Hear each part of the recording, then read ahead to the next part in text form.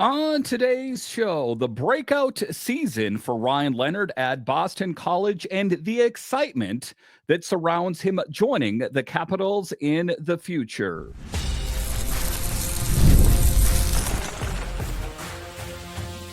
Your Locked On Capitals, your daily podcast on the Washington Capitals, part of the Locked On Podcast Network.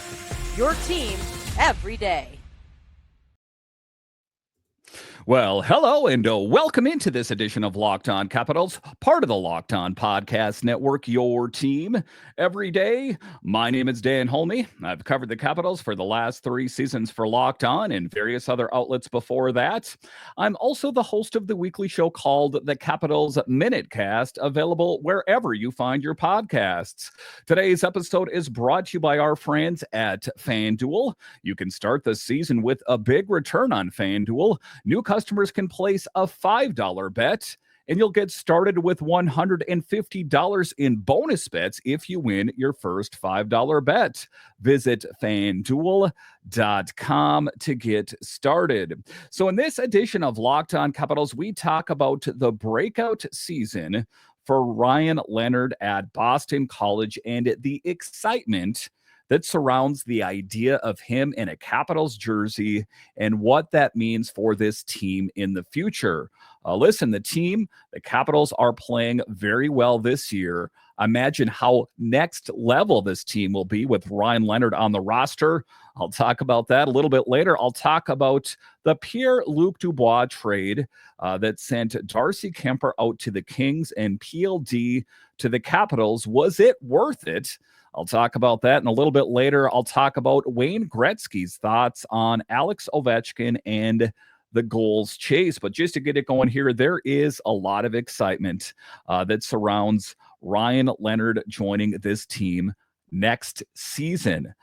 We kind of already knew that he wanted to play one more season at Boston College, but there is an excitement in the air as you see how he is taking his career to the next level, even at the college level, and the excitement that surrounds what he will bring to this team. Now, we know that we have Alex Ovechkin under contract for this season and next season, but this team in a lot of ways is looking for a face of the franchise in the future. Is Ryan Leonard going to be that player?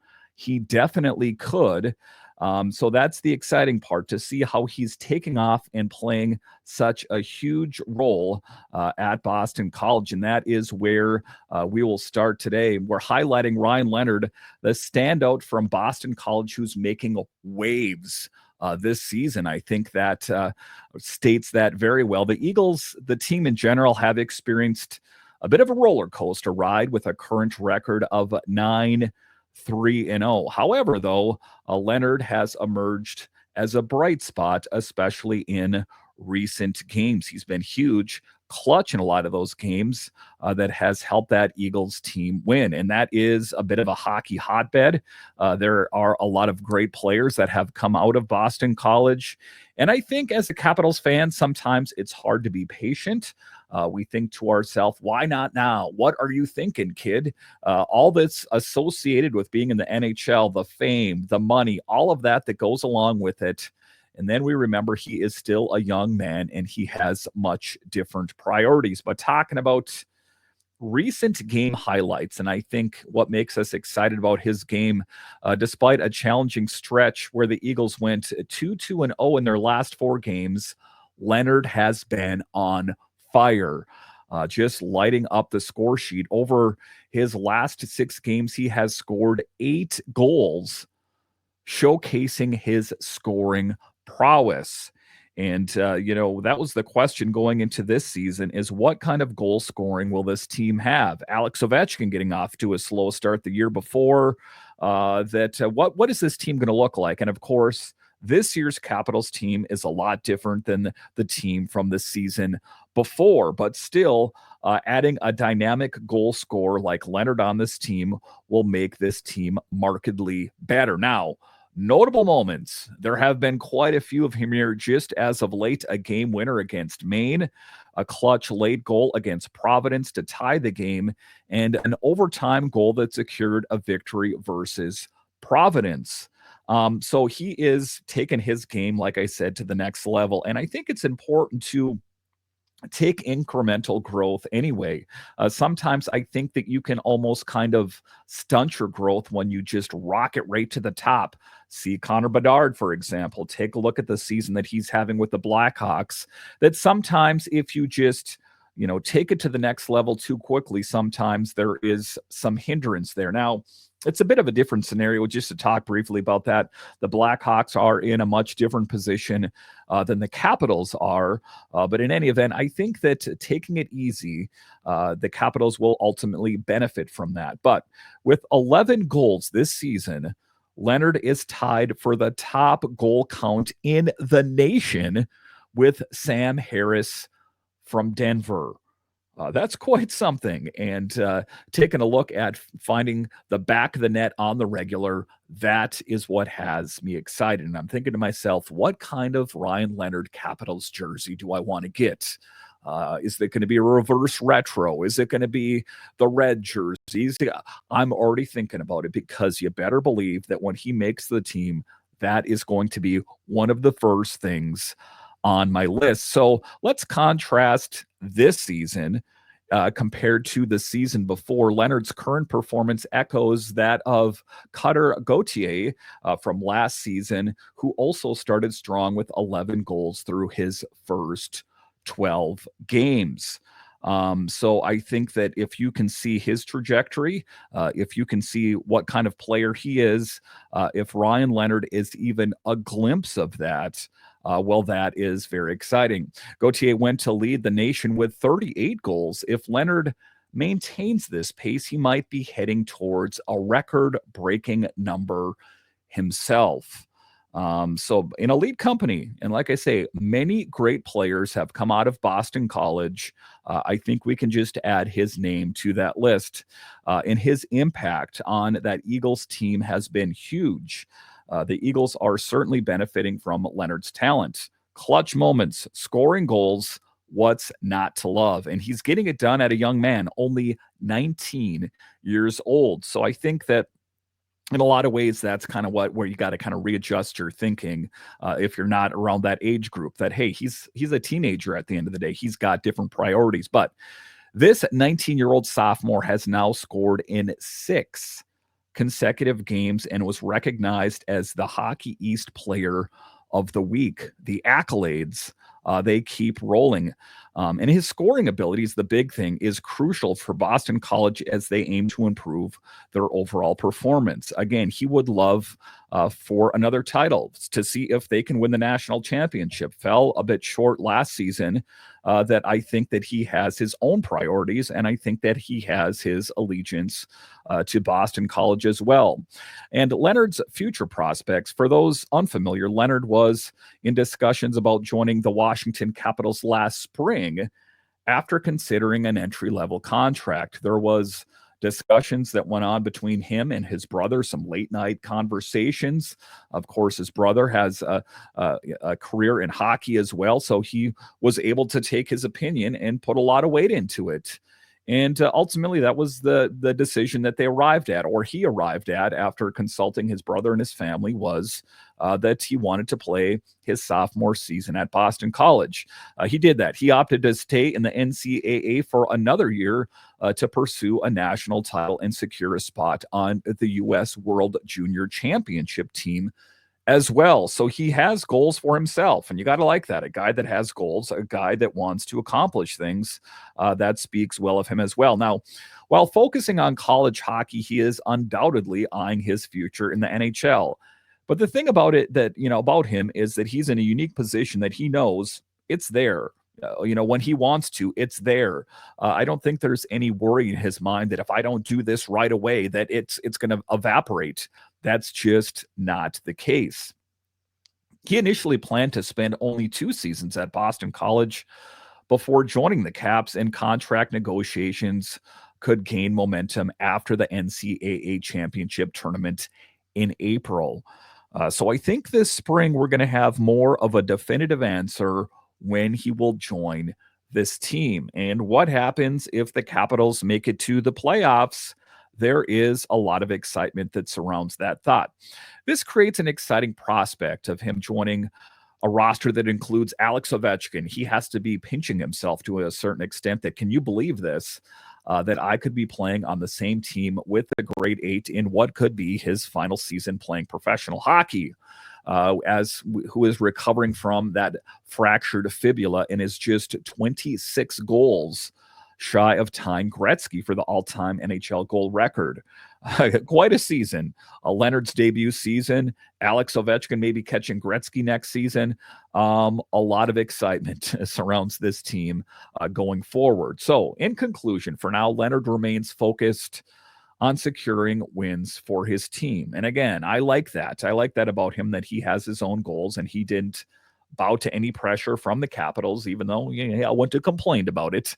With 11 goals and 17 points in just 12 games, he is definitely a player to watch as the Eagles continue through their season. And it's going to be fun to watch to see what they can do. Some of those games you can find on TV. And if there is the opportunity, check it out. It is some next level college hockey, that is for sure. But after the college matches, he will head to Ottawa for the 2025 World Juniors, adding to the excitement surrounding his future. You better believe it. There is a lot to be excited about. And as Capitals fans, hit me up on Twitter at DanCaps218, at Locked On Capitals, or at Locked On Caps. Let me know your thoughts. What are your thoughts on Ryan Leonard, and what level of excited are you about him joining this team next season? All right, so coming up here next, we'll talk about Pierre-Luc Dubois, the trade that sent Darcy Kuemper to the Kings and Pierre-Luc Dubois to the Capitals. Was that the right move? I'll discuss straight ahead.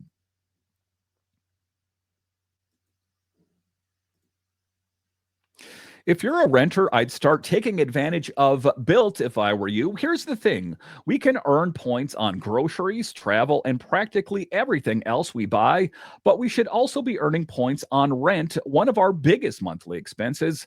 Built changed the game by letting renters earn high-value points on rent and around the neighborhood.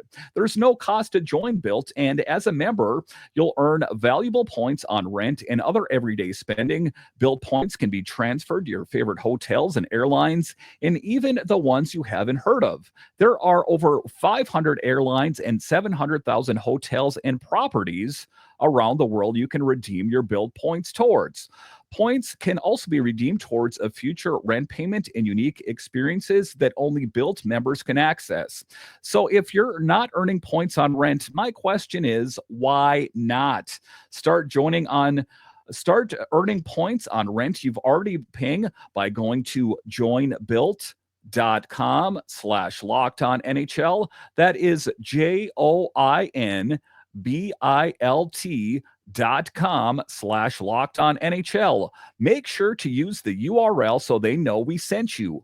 joinbuilt.com/lockedonnhl to start earning points on your payments today. Game Time has a new feature called Game Time Picks that makes getting tickets for your favorite live events even easier. Game Time Picks filters out the fluff to show you only incredible deals on great seats, so you don't have to waste time searching through thousands of tickets. And that is the frustrating part. Can you find tickets to see your favorite band if they're in town? Or is it a sporting event? What is the view of the field or the rink? What is it going to be? It can be so confusing. So take the guesswork out of buying tickets with Game Time. Download the Game Time app, create an account, and use code LOCKEDONNHL for $20 off your first purchase.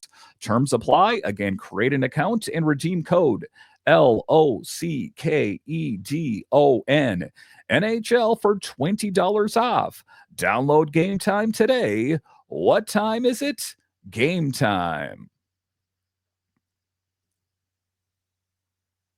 All right, welcome back into this edition of Locked On Capitals, part of the Locked On Podcast Network, your team. Every day you can find me over on Twitter. It's at DanCaps218. You can find the show on Twitter. It's at Locked On Caps. And I want to thank all of you for making this your first listen of the day. All right, in this next segment here, we're looking back on the Pierre-Luc Dubois deal, the deal that sent Darcy Kuemper out to the Kings and Pierre-Luc Dubois to the Capitals. And ultimately, at the quarter point of the season, was it a wise decision for the Capitals? Was it a wise decision for the Kings? All things considered, there is a lot of talk. Hosting this show, I talked to some people about the Capitals, and they say, what are your thoughts about Pierre-Luc Dubois? It seems like it's not really working out for him in Washington either. He's not really scoring a lot of goals. And I'm always quick to set them straight that, yeah, he might not be scoring goals at a clip that we would prefer, but he has been huge for the Capitals so far. That huge frame moves the puck very well and makes those great passes to Connor McMichael, for example. Connor McMichael is having a breakout season, and that is due in large part to Pierre-Luc Dubois. Tom Wilson as well, when he was playing on the second line. So, oftentimes we quantify success as a forward with goals scored, those kind of things. But he is contributing in other ways, assists, which are quantifiable, and certain other things that aren't as easy to quantify. And the one thing I'm going to say is that he is a great player, sees the ice really well, great hockey IQ. And those are some of the somewhat intangible things that, maybe if you're not a Capitals fan, you don't notice. Like I say, a lot of times it's all about goals scored, that kind of thing. But for me, I think he has been huge for the Capitals. And so far, I am loving it. So today we're going to do that. We're going to explore one of the more intriguing trades of the NHL offseason that has sparked quite a bit of debate. There was a lot of Locked On hosts that said, hey, what are the Capitals doing? He's under contract for another 7 years. And, looking at it, there was a lot of questions for me. What did the Jets, what did Columbus, what did the Kings not like in his game, and why is he working so well for the Capitals? But to take a look back, it was a deal that took place on June 19th, the Kings sent former center Pierre-Luc Dubois to the Caps in exchange for Darcy Kuemper. Now, this trade was significant, especially considering Dubois had just signed a hefty 8-year deal, $68 million with the contract, $60 million contract with the Kings. And, their GM, he had to face the music, and he did the right thing. He didn't disparage him. He found a way to orchestrate a deal. The Capitals were not in love with Darcy Kuemper's game. So, when you take a look at the Kings, they were in need of a rock-solid netminder. Their perception was that's Darcy Kuemper.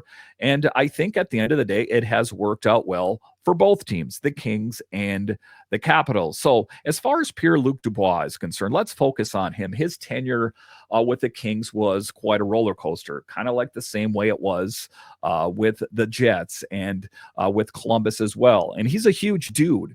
There's a lot to like about him. And why I think to start the season, he played on that second line with Tom Wilson, standing at 6 feet 4 inches. He was expected to be a powerhouse, but struggled with consistency. Coach Rob Blake admitted during Dubois' exit interview that the team struggled to integrate him into the right role, which I think is the right thing. It's owning your mistake. He was underutilized, misutilized, and it just goes to show you how he's flourishing in this environment. But unfortunately, Dubois had difficulty making an impact when it mattered, which contributed to this trade. And at the end of the day, it was a risky move. And that's one of the things that BMAC said. The moves that were made last summer were risky. And I'm going to go ahead and say most of them have paid off. Now he's donning the Capitals jersey, and how well he's playing, and early indications show that Dubois is starting to find his rhythm with the team. He is. There is, again, other than him finding the back of the net on his own with more regularity, there is little that I have to complain about. In just 20 games, he has recorded 2 goals and 11 assists for a total of 13 points. And again, oftentimes people point to that 2 goals. What's going on there? But 11 assists, good for 13 points. Not too bad. Now, if he can continue adapting well and develop chemistry with his teammates, he may exceed his performance from last season with the Kings. Now, this is year one out of a 7-year deal that he has left, and so far I'm liking it. How am I going to like it in, let's say, 4 or 5, that kind of, 4 or 5 years down the line? I don't know. I guess I don't want to jump to conclusions. I want to live in the here and now. And right now, I think he is playing very well. Now, let's talk about Kuemper. I've talked about him on the show about, was it the right thing to do, sending him out there? Did he get a fair shake? Now, talking about Darcy Kuemper, it's a little bit more intriguing. Currently on injured reserve, there's no clear timeline for his return, putting a strain on their season. Before his injury, though, he showcased promise with a 2.65 goals against average. The Kings, they are a team that is really good one year and maybe not so good the year after. I think kind of in a rebuild state, if you will, as well. The Kings are now left hoping for his recovery so he can deliver the kind of performance that earned him a championship ring. Listen, Darcy Kuemper has the pedigree. He's got the history. He won a cup in Colorado. It's just about finding his way. Now, that is, in a nutshell, about Pierre-Luc Dubois on the Capitals and Darcy Kuemper on the Kings and how they played on each respective team. But what are the implications for both teams? For the Capitals, adding Dubois signals a commitment to long-term growth.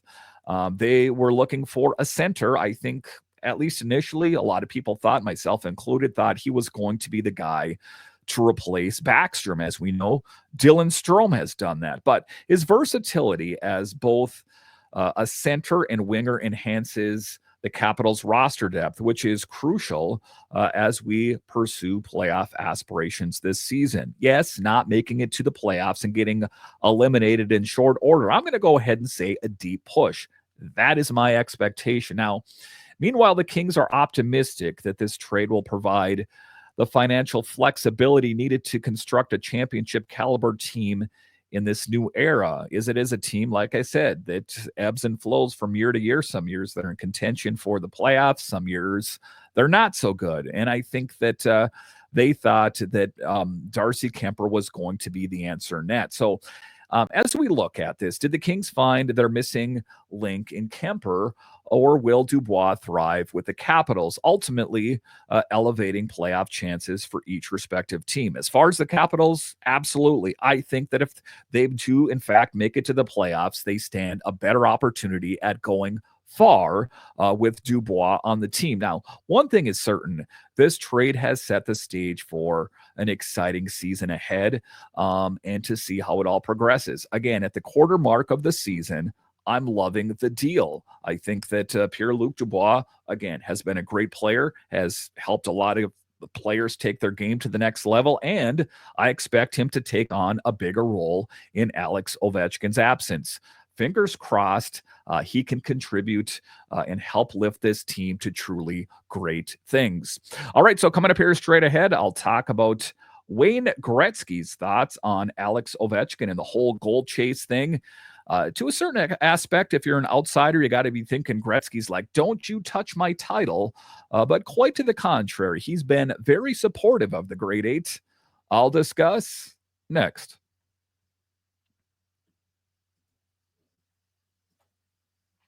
Get ready to tackle the NFL action with FanDuel, America's #1 sportsbook, because right now, new customers can bet $5 and get $150 in bonus bets if you win. The FanDuel Sportsbook app gives you everything you need to place live bets on the NFL all in one place. So when you get a hunch in the middle of the game, you can check out the latest stats, view live play-by-play, and so much more on the same page where you place your bets. Now, listen, there is a lot of football that's played on any given Sunday or Monday or Thursday, and some of those games you're into, some of them not. But if you want to be more interested in the game, open up the FanDuel app and put a little bit of money on the game. All of a sudden, all of those games got that much more exciting. So visit FanDuel.com to join today. You'll get started with $150 in bonus bets if you win your first $5 bet.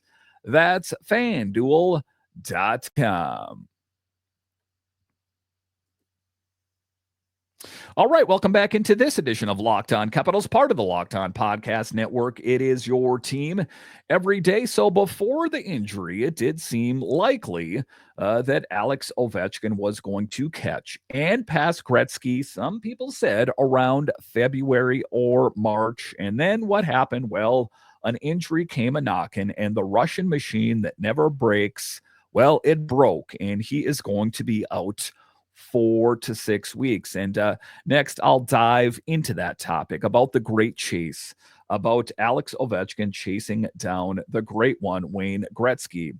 And there's a lot at stake. Hockey history, as our very own Ovechkin closes in on Wayne Gretzky's all-time NHL goal record of 894. Can he get it done? Is there enough runway after he returns?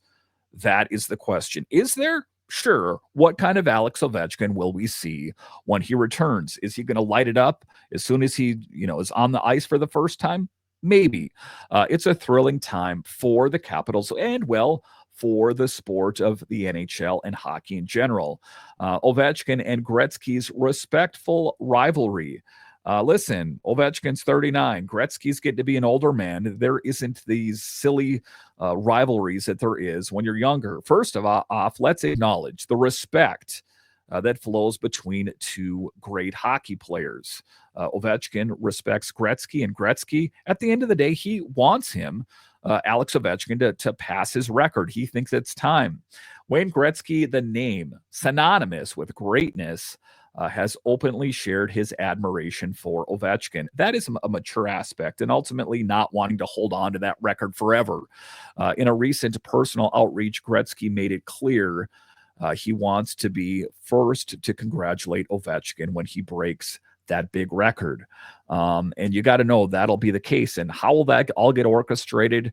I guess some advanced AI, perhaps, that, it's probably going to happen this night, or maybe he'll travel with the team for a while. I guess I'm not sure. Or maybe he'll just congratulate him on the phone.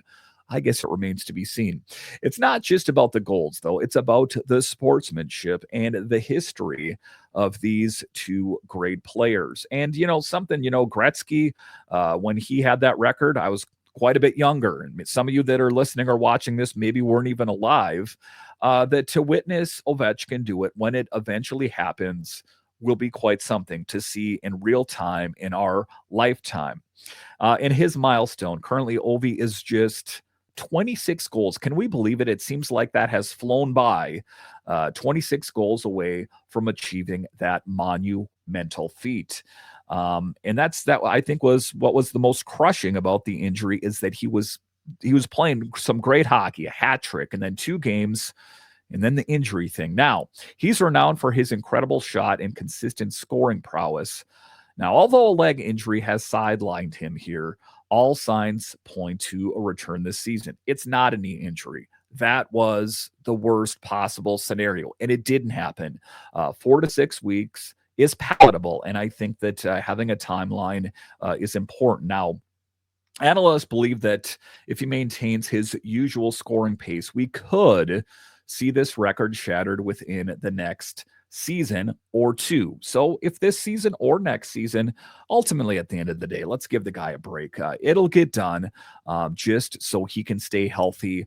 Fingers crossed if it takes one more season. Now, just imagine the atmosphere at Capital One if it happens to be at Capital One on that day. Imagine having tickets, being there live or watching it on television. Quite a moment. And the big thing about this isn't just a great moment for the Capitals. This isn't just a great moment for the Gretzky Ovechkin. This is about growing the brand of hockey and putting a spotlight on hockey. Of the major sports, hockey is not in first place. Let's just say that.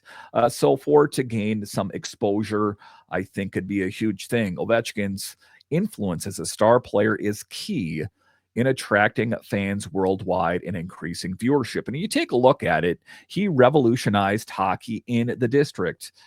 There was a lot of great players, of course, that came before him, but I think that he brought a spotlight to the Capitals like none other before him. And as he inches closer to Gretzky's record, the spotlight on the NHL is only going to get brighter, especially the closer we get to him catching and passing him. Now, it is quite emotional. Ovechkin's pursuit of Gretzky's record is just a race of numbers. It's an emotional moment in the story of hockey. And if you are, a hockey historian, this is something that you're seeing in our lifetime. This isn't looking at some archival footage that we're very well going to see it within our lifetime. If Ovi succeeds, it could redefine our perception of greatness in the game. And I think that Capitals fandom will be at an all-time high when that happens. We may witness a symbolic passing of the torch from Gretzky to Ovechkin, highlighting the evolution of the sport between the older style of hockey and modern hockey. You think of the differences between the eras,